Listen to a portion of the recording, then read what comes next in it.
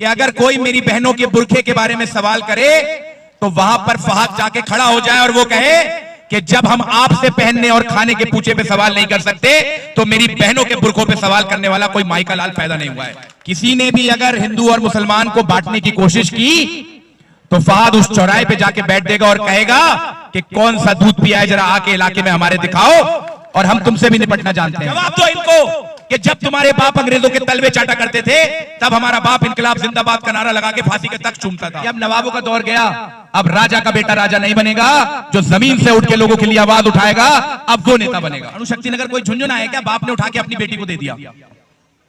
अगर देना था तो किसी कार्यकर्ता को दे देते। असेंबली में हमारे इदारों के खिलाफ, हमारे जमीनों को हड़पने के खिलाफ, हमारी मस्जिदों पर बोलने वाले लोगों के खिलाफ आंखों में आंख डालकर बात कर सकता है। अल्लाह तू उसकी मदद कर देना। बहरहाल हमको मक्तल से गुजरना होगा, बहरहाल हमको मक्तल से गुजरना होगा। हम बच भी गए तो किसी और को मरना होगा। आने वाली नस्लों को बचाने के लिए जो भी करना है इसी दौर में करना होगा। मेरी छोटी बहन इस देश की सबसे लाडली, सबसे चहेती सांसद, मजलूमों, गरीबों और मुसलमानों की सबसे बड़ी आवाज, दलितों, पिछड़ों और हिंदुओं के लिए भी लड़ने वाली ऐसी मेरी बहन सांसद इकरा हसन जी, शिवसेना के सबसे डैशिंग आमदार सचिन भाऊ जी, शाखा प्रमुख, शिवसेना शाखा प्रमुख जी, यहां के स्थानीय नगर सेवक मोहसिन भाई, निमेश भोसले जी और लखनऊ से चल के आई मेरी दूसरी बहन पूजा शुक्ला जी। मैं बहुत ज्यादा लंबा भाषण नहीं दूंगा क्योंकि मुझे पता है आज अपने उम्मीदवार से ज्यादा आप इकरा को सुनना चाहते हैं। मैं सिर्फ 3 बातें आपके बीच में करना चाहता हूं। पहली बात कि मैं कोई वादा नहीं, एक सपना लेके आया हूं। आपा, मेरा सपना यह है कि जिस परेशानियों में मैंने और आपने जिंदगी बिताई, हमारे बच्चे उस परेशानियों में जिंदगी ना बिताएं। मेरा यह वादा है कि अगर इनके लिए लाइब्रेरी मैंने खोल दी, अगर इनके लिए अच्छे स्कूल मैंने बनवा दिए, अगर मैंने एक अच्छा हॉस्पिटल बना दिया, अगर मैंने स्किल सेंटर बना दिया, तो आप यकीन रखिए कि चाहे वो ड्रग्स की प्रॉब्लम हो, चाहे वो क्राइम की प्रॉब्लम हो, इन सब को हम किसी ना किसी लेवल पर सॉल्व करने में सक्सेसफुल रहेंगे और कामयाब रहेंगे। मैं ये चाहता हूं कि अगर कोई मेरी बहनों के बुरखे के बारे में सवाल करे तो वहां पर फहद जाके खड़ा हो जाए और वो कहे कि जब हम आपसे पहनने और खाने के पूछे पे सवाल नहीं कर सकते तो मेरी बहनों के बुरखों पे सवाल करने वाला कोई माई का लाल पैदा नहीं हुआ है। मैं ये चाहता हूं कि अगर मुझे मौका मिला तो हमारे इलाके में किसी ने भी अगर हिंदू और मुसलमान को बांटने की कोशिश की तो फहद उस चौराहे पे जाके बैठ देगा और कहेगा कि कौन सा दूध पिया है, जरा आके इलाके में हमारे दिखाओ और हम तुमसे भी निपटना जानते हैं।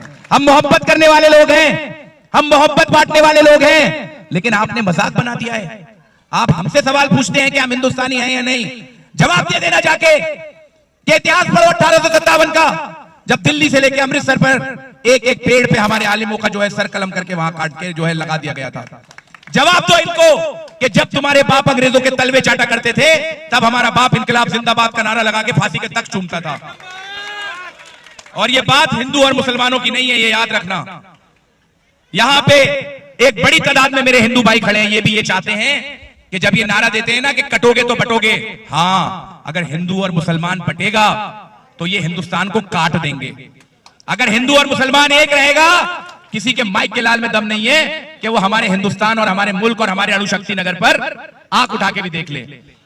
मैं जानता हूं आप लोग थक चुके हैं नेताओं के वादे सुन सुन के। आपसे वादा किया गया था हमारे नवाब साहब ने कि 21 चीजें मैं करूंगा। आज मैं वीडियो देख रहा था, लेकिन जब गलियों से निकलता हूं मैं ये सोचता हूं कि वो 21 वादे कहां गए। कोई गाना भी है ना, कोई क्या हुआ तेरा वादा, वो कसम वो इरादा, ये हाल है। और सबसे बड़ा धोखा, सबसे बड़ा धोखा हमारे नवाब साहब ने ये दिया। ये भूल गए असल में कि अब नवाबों का दौर गया।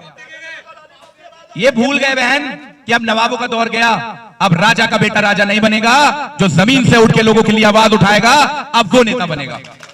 अणुशक्ति नगर, चाचा अणुशक्ति नगर कोई झुंझुना है क्या?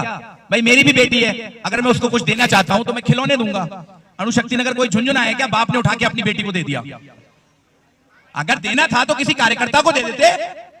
क्या एनसीपी में कोई कार्यकर्ता नहीं था? अब तो खैर वो नकली एनसीपी में है।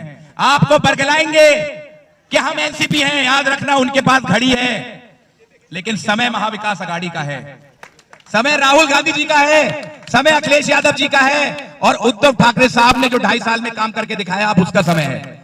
बहुत वक्त नहीं बचा है चुनाव में। चले जाइए घर घर और गली गली और बोल देना कि जो घड़ी की जो चाबी भर रहा है वो कमल वाले घड़ी की चाबी भर रहे हैं। चाबी वाली भी घड़ी आती थी ना। जो घड़ी की चाबी भरने वाले लोग हैं वो दिल्ली में बैठे अमित शाह और नरेंद्र मोदी हैं।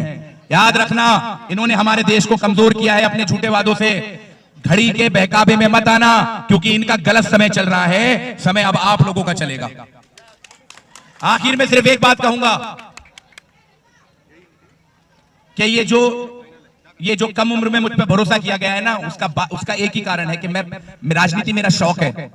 लोगों में आना जाना मुझे पसंद है। मुझसे मिलने के लिए पहले आपको मेरे बेटे के पास नहीं आना पड़ेगा, मेरे भाई के पास आना नहीं पड़ेगा, मेरी बेटी के पास नहीं आना पड़ेगा। आपका बेटा आपके बीच में जब चाहो ये चौराहे पे, केला मार्केट में या यहाँ पे कभी भी कुर्सी डाल के बैठ जाऊंगा, और कुर्सी नहीं होगी तो जमीन पे बैठ जाऊंगा। कोई जरूरत नहीं है मुझे दिखावे की। मैं जानता हूं कि अल्लाह ने अगर मेरी मदद की है, अल्लाह ने मुझे नवाजा है, तो इसलिए नवाजा है कि आप लोगों का दुख और दर्द मैं समझता हूं। और क्यों समझता हूं? क्योंकि मैं ऐसे ही इलाकों से आता हूं। मेरे बाप ने मुझे पढ़ा लिखा के यहाँ, मेरे पिताजी ने, मेरे अब्बू ने यहां तक पहुंचाया है। आप लोगों से बस यही विनती है, 20 तारीख को घर घर जाइए और बोलिए कि अब नवाबों का नहीं, अब हमारे बेटों का दौर आएगा। अब नवाबों को कुर्ला भेज दीजिए। आपको पता है आपा, अपने यहां पे स्कूल नहीं बनाया, पता है कहां बनाया? कुर्ला में। और आप अपनी बेटी को जब लेके जाओगी तो इतना लंबा पर्चा थमा देंगे कि 2 लाख रुपए फीस है। तो क्या ऐसे लोगों को हमें हक है अपना वोट देने का? आप फैसला कर लीजिए, दुआ कीजिए अल्लाह से कि अल्लाह जो हक पे है, जो गलत को गलत कह सके, जो असेंबली में हमारे इदारों के खिलाफ, हमारी जमीनों को हड़पने के खिलाफ, हमारी मस्जिदों पर बोलने वाले लोगों के खिलाफ आंखों में आंख डालकर बात कर सकता है, अल्लाह तू उसकी मदद कर देना। आखिर में बस इतना कहूंगा कि मैं लोगों से मुलाकातों के लम्हे याद रखता हूं। मैं लोगों से मुलाकातों के लम्हे याद रखता हूं। ये जो आई कांटेक्ट है ना आपा, ये भूलूंगा नहीं आज से 5 साल बाद भी, कि मैं लोगों से मुलाकातों के लम्हे याद रखता हूं। मैं बातें भूल भी जाऊं तो लहजे याद रखता हूं। और चाचा, सरे महफिल जो निगाहें मुझ पे पड़ती हैं, निगाहों के हवाले से वो चेहरे याद रखता हूं। और जरा हट के चलता हूं जमाने की रिवायत से कि जिन पे बोझ मैं डालूं वो कांधे याद रखता हूं।